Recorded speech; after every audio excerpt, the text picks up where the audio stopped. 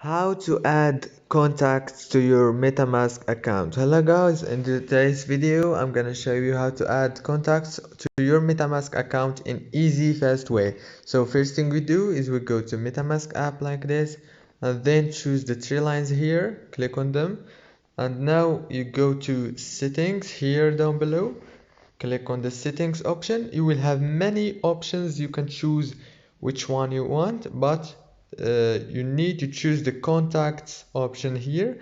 Click on it like this and you will be able to add contacts from here. Let's try.